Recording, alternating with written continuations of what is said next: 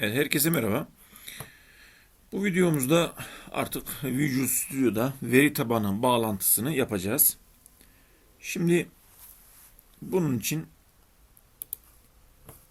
masa üstündeki uygulama klasörümüze daha önce bir nöbet diye biz kendimiz SQLite'in DB Browser üzerinden personel nöbet diye bir veri tabanı dosyası oluşturmuştuk.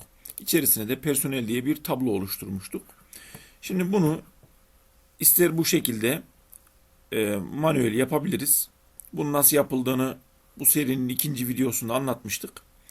Veya biz kendi PE dosyamızın içerisinde bunu yapabiliriz arkadaşlar. Şimdi bunu kod ile nasıl yapacağız? Onu görelim. Evet, öncelikle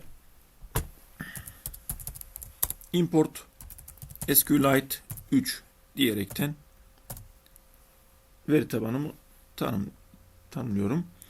Şimdi iki tane global değişken tanımlayacağız. Global, bir tanesinin adı işaret olsun. Diğerinin adı yine global bağlantı olsun.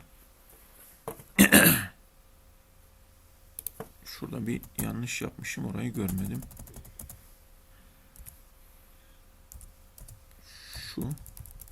Şunun adı işaret. Evet. Şimdi burada global değişkeni oluşturmamızın sebebi, burada biraz sonra yazacağımız SQL bağlantı kodlamasında bunları kullanacağız. Ancak bu şu anda herhangi bir fonksiyonun içerisinde olmadan genel programın içerisinde tanımlıyoruz. Ama bunları daha sonra tanımlayacağımız fonksiyonların içinde de kullanacağımız için bu iki değişkeni global olarak tanımlamamız gerekiyor. Şimdi bir bağlantı oluşturalım.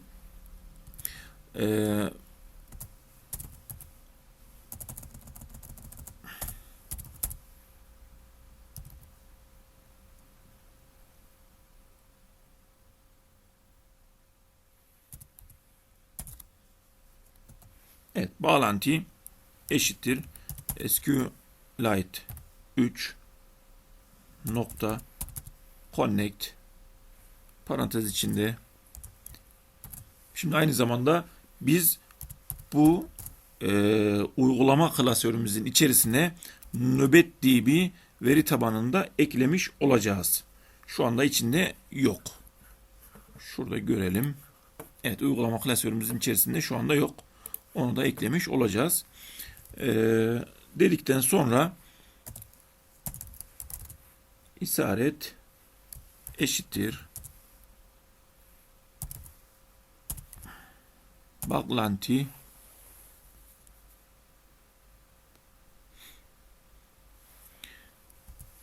nokta kursör.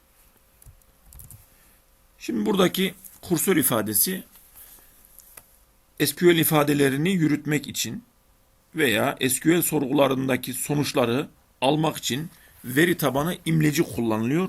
Bu tanımlamayı o yüzden yapıyoruz. Evet, bundan sonra aslında bağlantı işlemlerimiz bitti. Şimdi bir değişken daha oluşturup bunu execute edeceğiz. Bunun adı personel ekle olsun. Evet. Eşittir. Artık bundan sonra parantez içinde ve bunların hepsi tırnak içinde olacak şekilde create table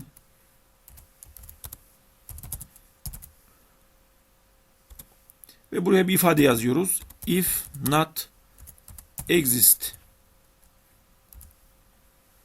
Evet. Bu şimdi tablonun ismini de vereyim, ondan sonra söyleyeyim. Personel tablosu. Bunun da yine parantezlerini açıp kapatıyorum. Personel tablosu yoksa anlamına geliyor burada. Yani varsa bir daha tanımlama yapmayacak artık. O tabloyu yeniden bir daha oluşturmayacak. Çünkü bu kod her nöbet ana sayfamız her çalıştığında tekrar çalışacak bir kod. Dolayısıyla da bu personel tablosu var ise bir daha tanımlama yapmayacak. Evet, şimdi veri tabanımızın içindeki alanları oluşturalım. Öncelik neydi? ID alanımız vardı. ID alanımız not null, yani boş geçilemezdi. Öncelikle veri tipini belirtmemiz gerekiyordu. Integer bir veri alanıydı. Not null, boş geçilemezdi. Ve primary key, yani birincil anahtardı. Ve unique, yani tekti. Ondan sonra virgül. Bizim daha önceki oluşturmuş olduğumuz alanımız ne vardı? ID, TC, ad, soyad, ID'yi oluşturduk.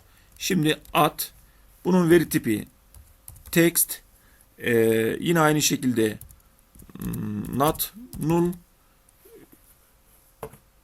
Şurada yine yanlış yaptım. Önce TC'yi tanımlayacağım. TC, text ve not null ve aynı zamanda TC kimlik numarası her kişi için bir tek olduğundan dolayı unique olarak tanımlanması gerekiyor.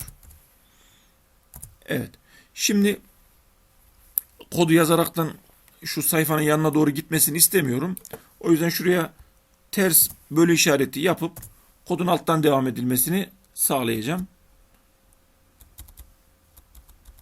Evet, bizim üçüncü alanımız ad, veri tipi text ve not null.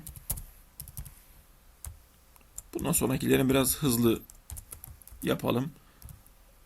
Kopyaladım. Soyad,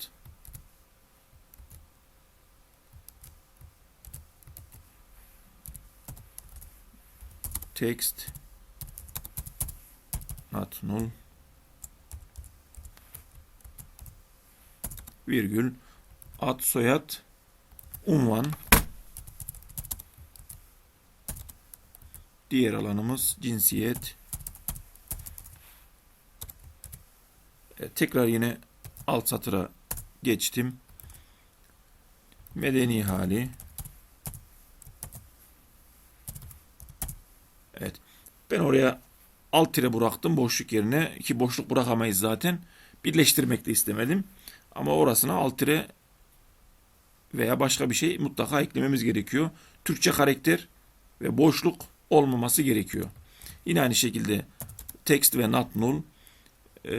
Ondan sonra alani,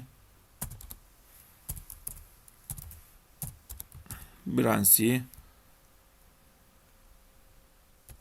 alt satıra geçireyim tekrar. Ve en son olarak da doğum tarihi. Yine aynı şekilde alt tire doğum tarihi. Şimdi burada bu işlemleri bir değişkene ekledik. Personel ekle diye veri tabanımıza tablo ekleyecek bir değişkene ekledik. Şimdi bu değişkenin çalışmasını sağlayacağız. Bunun için de yine aynı şekilde değişkenimizi getirdim. Şuradan, pardon, bunu parantez içine yazacağım.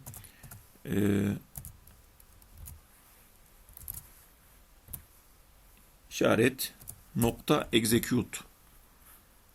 Evet. Execute. Onu buraya yazacağım. Personel ekle. Evet, burada SQL sorgusunu şu anda çalıştırmış olduk. Ondan sonra daha hala ifademiz bitmedi. Son bir satır daha yazıyoruz. Bağlantı nokta commit dedik ve aç kapa parantez yaptık. Şimdi bu da commit ifadesi execute edilen, yani çalıştırılan veya geçerli işlem sırasında yapılan değişikliklerin veri tabanına kalıcı olarak kaydedilmesini sağlayan komut satırımız. Bir görelim. Şimdi veri tabanı ekleyebilecek miyiz? Hata var mı kodumuzda? Çalıştırdım. Bir hata aldım. İsare bir yerde hata yanlış, harf yanlışı yapmışım. 29. satırda. 29 burası. Şuraya eklememişim. Tekrar çalıştırayım. Medeni hali syntax error 29. satırda.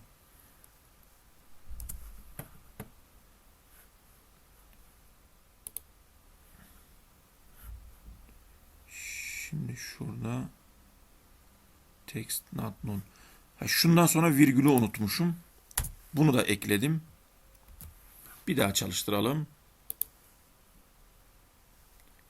Doğum tarihi büyük ihtimalle aynı yaş burada da var. Evet, şunlara en son satırları indirirken aralarına virgül koymayı unutmuşum. Evet, şimdi çalıştı. Tabi hala arayüzümüzde herhangi bir değişiklik yapmadığımız için burada bir farkını göremeyeceğiz. Bunun için ben masa üstündeki uygulama klasörümü açıyorum. Evet, görmüş olduğunuz üzere Nöbet DB adlı veri tabanım geldi. Bakalım buna ne açmış. Ben biraz önce bunu örnek olması açısından masa üstüne kopyaladım. Onu da sileyim. Şimdi görelim artık Nöbet DB veri tabanımızda neler oldu. Evet, görmüş olduğunuz gibi arkadaşlar ID, TC, ad, soyad, unvan, cinsiyet, medeni hali, alanı, branşı, doğum tarihi alanlarımız personel tablomuza eklenmiş bir şekilde geldi. Bundan sonraki videomuzda artık arayüzümüzdeki alanlara veri girişi yapacağız ve bunu bu personel tablomuza eklenmesini sağlayacağız. Adım adım ilerliyoruz artık. İyi akşamlar.